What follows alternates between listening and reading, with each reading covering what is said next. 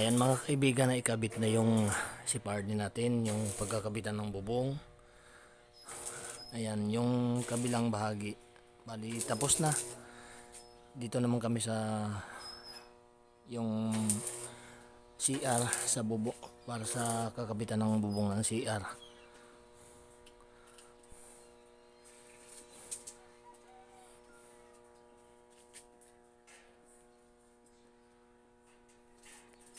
Yung parte dito tapos na.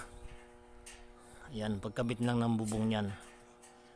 Ayan, tapos ito nga, kasi nahirapan kami dito sa bubong ng CR dahil mataas siya, hindi siya level dito sa kabilang side. Mataas yung sa CR kasi susundan natin yung ano yun, yung bali dating bubong ng yung galing sa tindahan diretso doon. Ito ang kinukuha na ng level, kaya mataas ang bubong doon sa CR kaysa dito. Ito,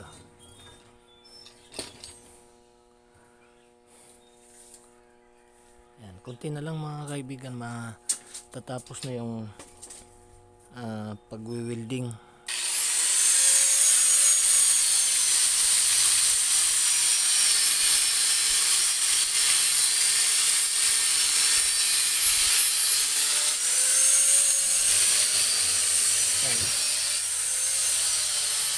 Yan po yung ano na yon, bahagi na yon, ano lang yan, isasarado yan. Tataasan pa ng hollow blocks yan, isisiminto yan dyan para sa yung butas na yan magsasarado. Tsaka dito kasi hindi naman talaga sukat na sukat yung pagkakagawa, kailangan itaas yung bakal.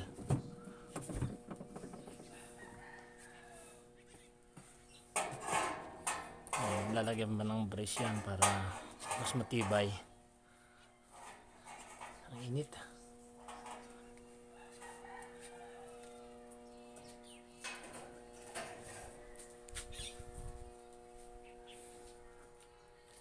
Okay, so bukas siguro mga kaibigan tapos na yan, kakabit na yung bubong.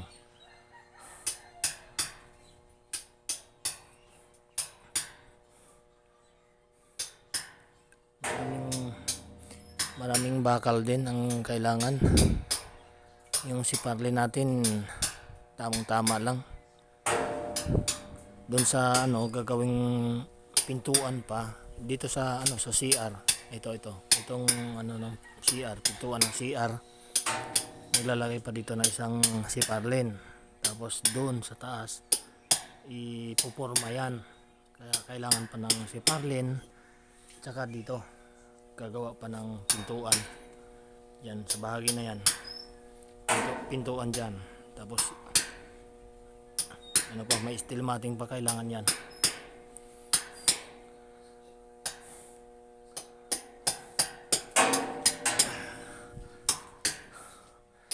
Ayan, matatapos na rin. Pagka natapos na yan, di umpisa na tayo paggawa ng kulungan ng manok.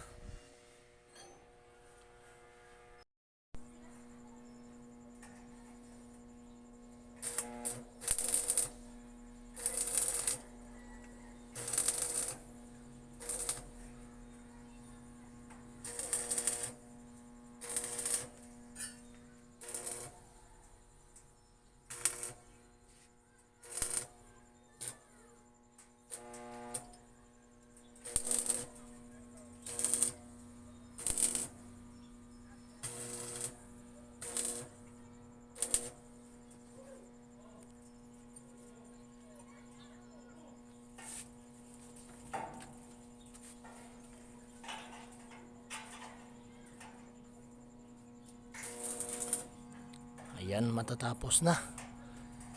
Bukas bubong na lang. Bubong na lang bukas mga kaibigan, kasi yan, mga brace na lang ang kinakabit niyan para tumibay. Tapos lalatagan na bukas ng bubong. Okay na. Tapos na rin.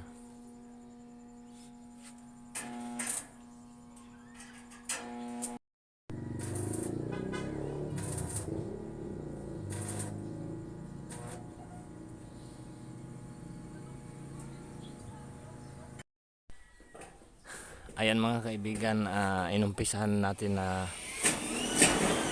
magbubong. Inuna namin doon sa CR. Ganda, saglit lang yan kasi ano lang naman, 4 na yero yung tama doon sa CR. Tapos susunod na dito.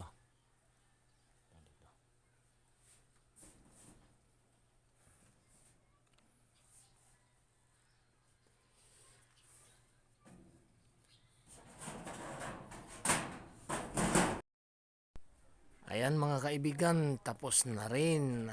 Sa wakas, tapos na yung pinapagawa natin dito. Kaya sa isang linggo siguro umpisahan ko na yung paggagawa ng kulungan ng manok dito sa kinatatayuan ko. Kasi dito po yan yung pinabubungan natin yan. Ito po yung may bubong. Yan, tapos yung CR natin.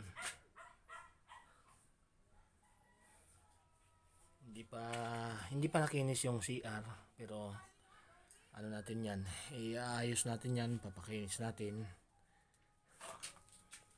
Yan. Andyan pa yung lamisa. Ayan mga kaibigan, dito magkakaroon tayo ng lababo. Pupunta ron. Yan.